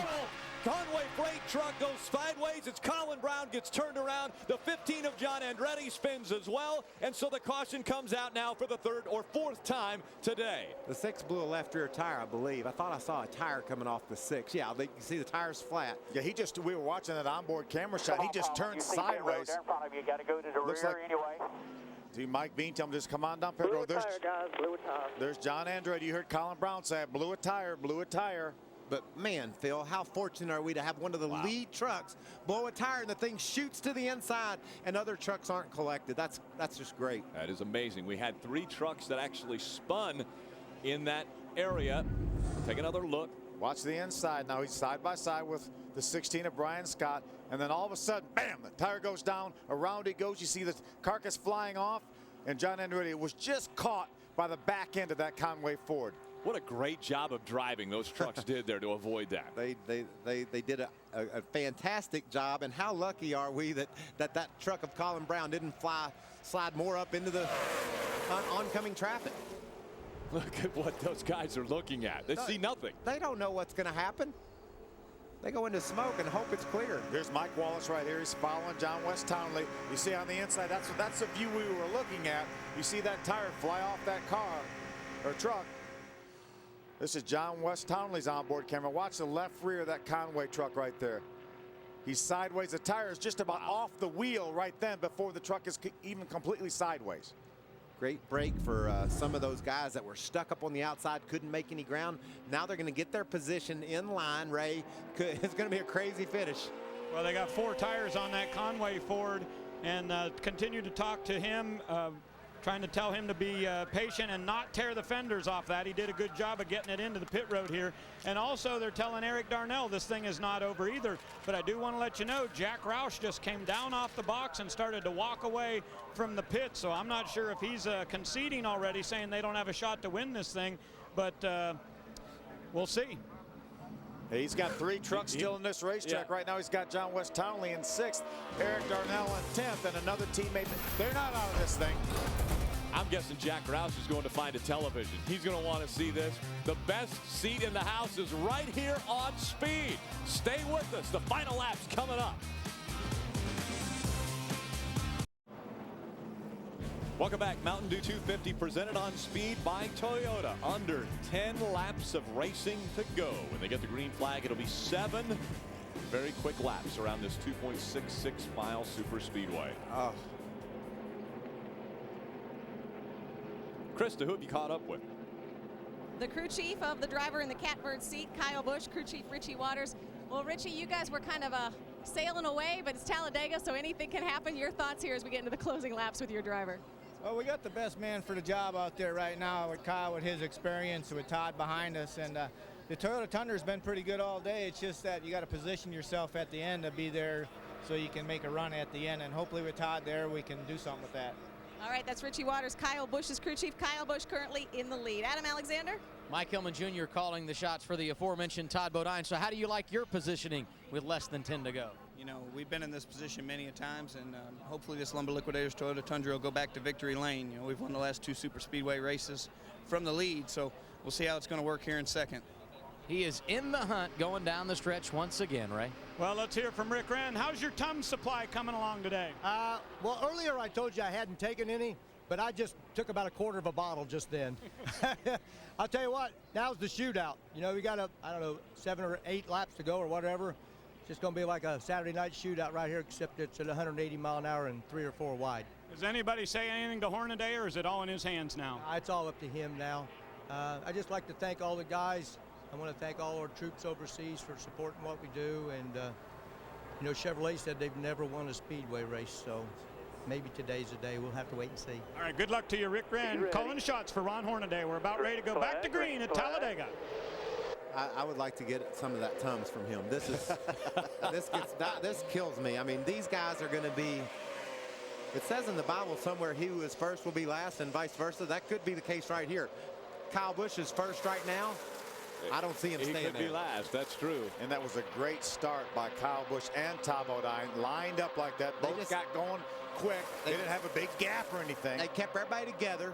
Hornaday looks like he has an idea. Thoughts about going to the outside. Really need to have a good run, some momentum when you tuck to the outside. You've got to have that momentum, or you'll just drive out there and stall. He didn't have the momentum, was able to tuck back in to that inside line. Yeah, Colin Brown was able to let him back in line there. He looked like he may have been able to squeeze him out if he wanted to. He gave him some room.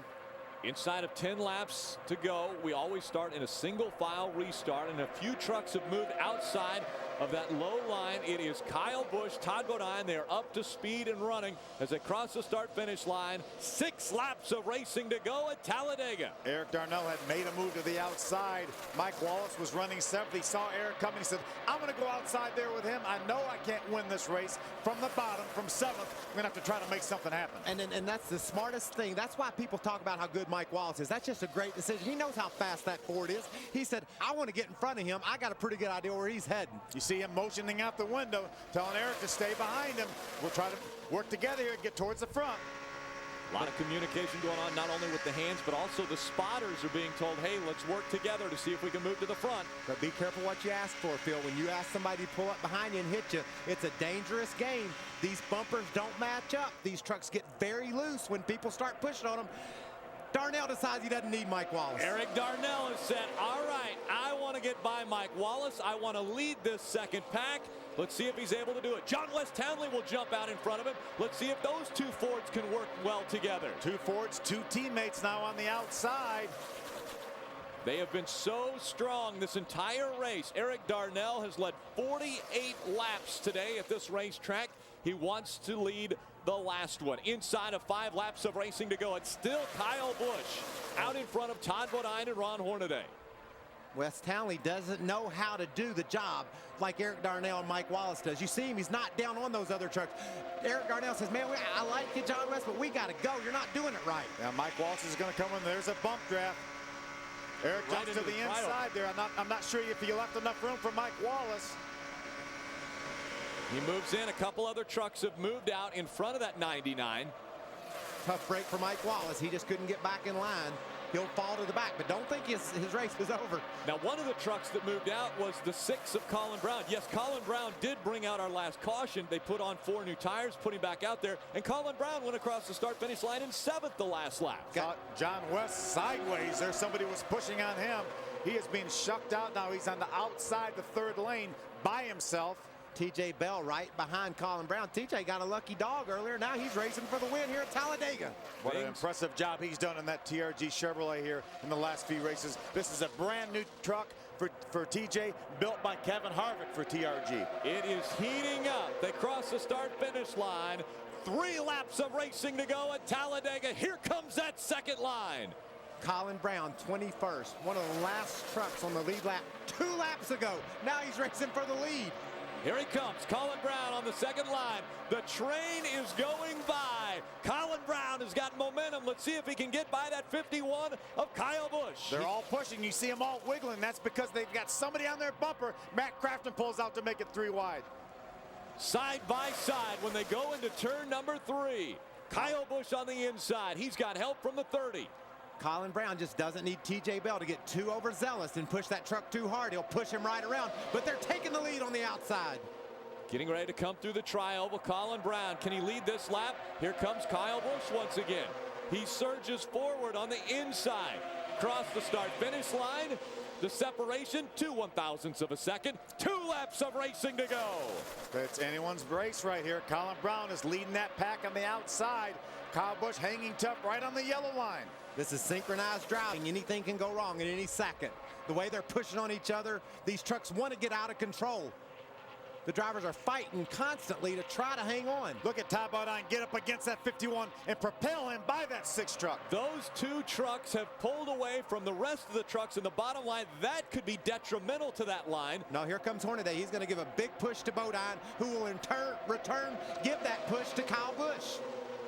Here comes Colin Brown again with momentum on the outside. TJ Bell right behind him. Through the tri-oval, across the start-finish line.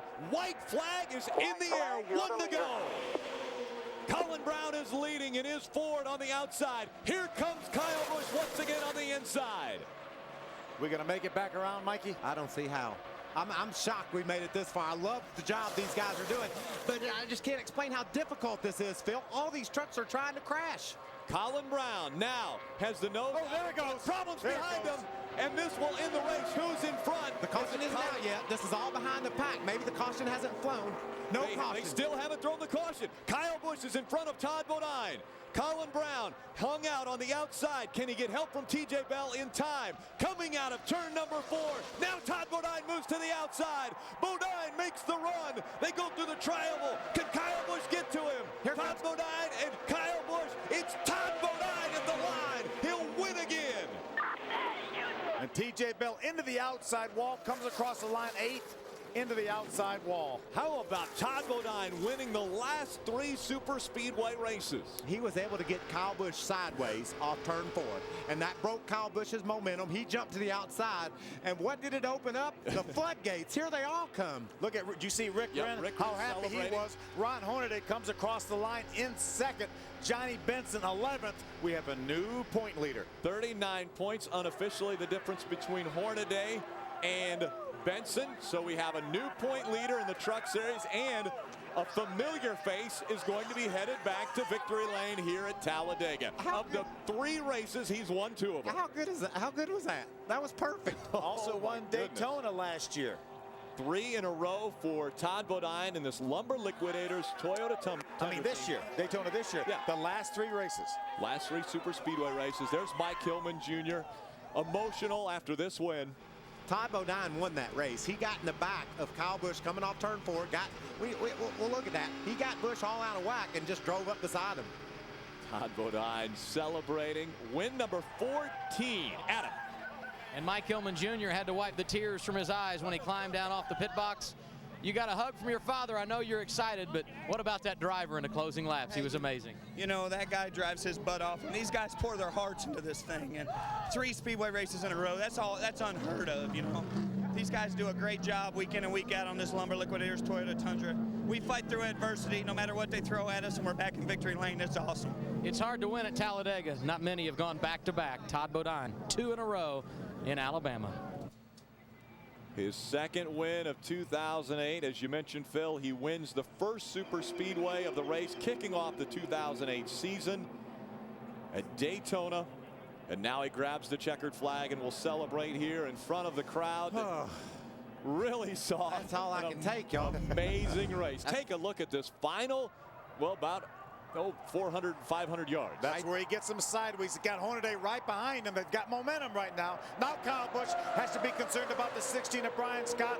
Todd Bodine drives by. Brian Scott could have very well won that race if he could have just got an inch up beside Kyle Busch, but Kyle blocked him off. Brian had to come out of the gas. He had a great run down on the bottom. And remember, the flat of the racetrack on the last lap will work. Is not out of bounds. Look at that pack. 3, 4, 5 wide across the start-finish line. And all of them made it but one. That's pretty amazing. Unbelievable. And TJ Bell, the way he ran all day long, he'll sacrifice a truck for that top 5 finish he's searching for. Right here, he thinks, I got a top 5 coming. Look at this. 4, 5, some almost 6 wide as they come through the tri-oval here to determine the final, about 15 spots. TJ was just looking for some room out there. Ran out of room, but still crossed the line in 8th. He knew there was a wall over there. He's just making sure he's using up all the track he could possibly use. He saw what Carl Edwards did a week ago. Watch this move right here. Watch him get him sideways. Right there. He's going to the inside. Right through the middle. Able to get by that 51, and then he had the help of the 33 behind him. Pushed him right across the start-finish line for his 3rd Super Speedway win in the last 3 Speedway races. Does Kyle Busch watch his hands? That's when he got a little bit loose right there. That's him entering the tri-oval right there. Todd already got into the back of him, got him loose. We saw his hands. Now he's fighting back, trying to side draft off Hornaday. Now then he pulled down the block. Brian Scott in the 16 truck. Ron Hornaday racing for a championship. Comes home 2nd at Talladega. Huge day. What a big day. Now, the only hurdle really for Ron Hornaday, well, not the only hurdle, but one of the big hurdles is our next race, which is Martinsville, a short track race. Take a look at this from the Goodyear blend. I tell you, Brian Scott really took all his momentum away. You know the hype that Mike Wallace gets for being one of the best restrictor plate Super Speedway drivers there is? He deserves it. 5th place finish. We saw him get shuffled back. Look at this. Crew celebrating when they see him go across the start-finish line. How about a fan of Todd Bodine's, Bo Weiss? Take a look at him in the gray shirt there. Good friend of Todd Bodine's, the Onions, Bo Weiss celebrating. How about that? I think I can get more air than him. Let's go down to Chris Devoto. Well, we are with Kyle Busch, the other Toyota, who was leading that race. And Kyle, I know anything is it's wild at Talladega. You were on the front end of this thing when we were here in the Cup race in the spring. Talk about that last lap. Is there anything you could have done differently, or what happened out there from your perspective? No, nothing really I could have done differently. Bodine's truck was just real strong. He was the best Toyota we had out there today, and I just unfortunately, he got into us coming off the corner there, got me a little bit loose, but I got it back down to the bottom, and they shot up and around me on the outside. But we wouldn't have been in that position anyways if it wasn't for Todd dumping the 99 and getting in behind us earlier and being able to push us up there like that. So, I guess the 3rd place at Talladega is pretty good, and we'll take that and, go on into the next few. Well, I know he wanted to be on the front end of it, but Kyle Busch is such a fan of these truck races and Talladega. Like he said, he'll take that top 3 finish and head out. Let's go to victory lane, though. Our other Toyota, the winner, Todd Bodine. And the celebration started long before Todd Bodine got here. And now that he's in victory lane, it continues. Another checkered flag for Todd Bodine at Talladega. Oh, my, what a final lap. Take us through. Yeah, I didn't know what to think. Going down the back straightaway, I'm thinking, okay, I just finished second here, push Kyle down there, try to get him to win, get a good finish, good points race. And we come off a 4, and I hit him, got him sideways, and I had to go to the outside. And then I had a buddy behind me, Ron Hornaday. We've been friends here. Even the deal at Charlotte, we got over it. We drink beers together. We park our coaches together, playing cornhole. He was back there, and he come back and pushed me, and here we are. I can't believe it. Put in perspective what it's like to win 3 consecutive races at Superspeedway tracks. Well, I tell you, it's these guys right here. They worked their tail off on this truck, and when they built it, and then they rebuilt it, and they rebuilt it again for here. And these are the guys that make it run good. Everybody at Germain Racing, all the Fab Shop, everybody at TRD and the Motor Shop. The Fords had us covered with horsepower, but a good handling truck with a good body in this Tundra. We kept with them, and I gotta thank all the fans that are here. The great crowd today. Hope it was good TV. Indeed it was. Todd Bodine's had some ups and downs throughout this year, but when you win at Talladega, it makes all the problems go away. He's done it 3 times in a row. Talladega, Daytona, and back here in Talladega again, guys. His 110th race and his 14th career win. Todd Bodine back in victory lane again. He celebrates, and he knows how to do it. He's done it 14 times with those wins. We'll be back for more of the action from Talladega right after these messages. The NASCAR Craftsman Truck Series is presented on speed by Toyota, moving forward, and brought to you in part by Craftsman. Craftsman tools are the official tools of NASCAR. Craftsman at Sears. Welcome back to Talladega Superspeedway. Todd Bodine winning this one today, actually by a wide margin. A year ago, the difference between first and second was .014 seconds. Well, Ron Hornaday was way back there, 7/100ths of a second behind Todd Bodine. Let's hear from him. Well, let's talk to Ron Hornaday about what an amazing race you had today. Tell us about that last lap. What's it like being the driver whenever they're 3 wide coming after the white flag? I would just hold on to my truck. I seen them two get together and they got sideways, and I was going for the open spot, and it ended up where Todd got in front of me and I pushed him to the win. But awesome job for the Camping World Chevrolet, Rick Winn, all the guys. I got to thank Cale Gale. He's been sticking around these races and building shocks for us. And Houston, everybody at the shop is just doing an awesome job, and this is what makes it so fun. And bringing a brand new truck, never been tested, and Chevrolet putting it in the wind tunnel with us, and Mark Smith with the motors. We'll take a second. That feels like a win here at Talladega for me. Ron, you had the penalty on pit road, and then it got you way back in 26. At that point, were you worried at all, or did you know you could get back to the front? Well, you don't know that. Nobody was moving. Rick Winn was all worried about it, but we got a new Fandangle tack in that thing with a bunch of lights and everything, and I never seen it go to red. I guess it's got to go to yellow, green, and then red. And I'm learning about it, but I don't know if that got me on speeding or not. Maybe I just got excited, but the truck came back through. I mean, I got to thank Mike Wallace. I left him out there. We'll blame Rick Crowley on that one. I ain't going to take the blame on that. I told him never let me leave my wingman, and he cleared me, and I thought Mike was with us, and I went down and I looked up and Mike wasn't with us, so I owe Mike Wallace one. He definitely pushed me to the front, and but like I said, we'll take second. Todd's back bumper's probably tore off that thing. He's been beat up all day long, and I'm glad that our Campbell Chevrolets got to push him to the front. Great finish for Ron Hornaday, and he finishes second. Another good day in the points. Krista?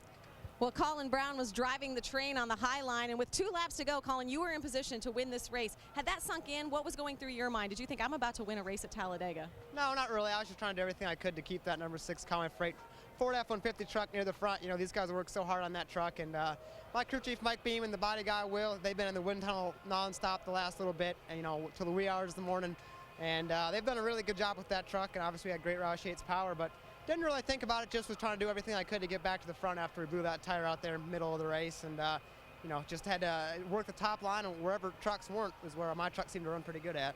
And you're leading this Raybestos rookie standings. You come here, and it's such a wild card. Anything could happen.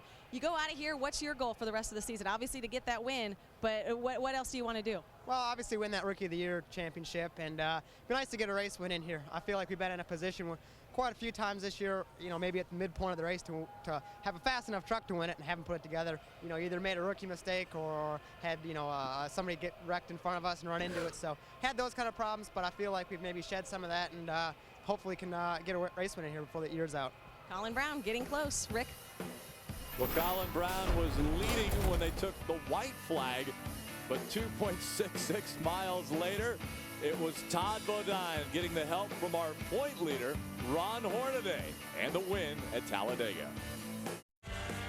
Welcome back to the Mountain Dew 250, presented on Speed by Toyota. Todd Bodine continuing the hat dance in victory lane here at Talladega Superspeedway. We want to take a look at what took place on the backstretch. I thought a caution may have come out, but since it was in the back of the field, NASCAR did not throw. There's Jeff Green in that 40. It looked like Jeff Green got hit from behind, turned into the outside wall. Then John Wood came along. That's Joey Logano, the 59. Brendan Gaughan also got a piece of that. I bet you John Wood thought this wreck wasn't ever going to end. See right there, you see John Wood makes a move to the outside, but at the same time, somebody got together down below them. Jeff Green drives into John Wood. Look at the speed he's going across the track, Phil. Yeah, and going to hit the inside wall there. Joey Logano also got caught up in this, and that number 59, a tough night for him. Let's go to Adam Alexander. And I thought Johnny Benson was going to get through that final crash. You were just watching it here on our monitor. Take us through what happened from your perspective, JB. I was in pretty good shape, actually, and then right at the end, down a bunch of us,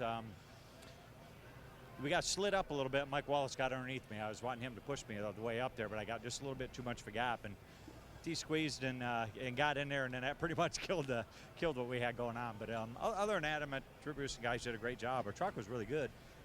Just kept getting in my fault, kept getting in the wrong place at the wrong time. So, but we made it through. We didn't get any wrecked or anything like that. So it's just on to Martinsville. Johnny Benson right in the championship hunt as we get set for Martinsville in 2 weeks. The point standings scrolling across the top of your screen. You saw maybe a little bit of the movement that's taken place there. Obviously, Ron Hornaday taking the top spot away from Johnny Benson. Todd Bodine moved 3 spots up in the point standings to 4th. Now let's see how Todd Bodine and his Lumber Liquidators Toyota Tundra team had the winning touch in today's race. The winning move coming out of turn 4. That was the winning touch. Touch said it right when he got into the back of Kyle Busch, got him sideways, jumped to the outside, had a push from Ron Hornaday, gets to the start-finish line first. Little love touch at 185 off turn 4 coming to the checker. Well, I'm guessing that he maybe added a little bit of gray to Kyle Busch's hair after that move out of turn number 4. Today's winning touch was brought to you by the new touch of gray that lets you keep some gray. Touch of gray for the generation that swore it would never get old. Let's go to Adam Alexander. A yo-yo day for Mike Wallace. You spent time outside the top 25, but when the smoke clears, you were 5th. Talk about your afternoon, Mike. Well, you can't run up front all day. You got to let people know you can come from the back, No, I kind of screwed up at the start of the race, got to the back, got back towards the front, but I had a heating issue, and I didn't want to put much heat in the motor early on, so I backed back off there. But, just all the cards lined up pretty good. Congratulations, Todd Bodine, the whole Germain race team and his Lumber Liquidators Toyota, my Geico Toyota, and Germain Toyota. It was just the guys did a good job. It's just frustrating. And what I mean, it's fun frustrating. You're trying to pass somebody, but the trucks are so equal. You can hear everybody lifting in the draft and back to the throttle, and then you just hope to get to the finish without tearing anything up. And, for Germain, it's 1st and 5th, so all good today. Yeah, a great day for the Germains, no doubt about it. Take a look at the point standings through 20 races. These are the unofficial standings.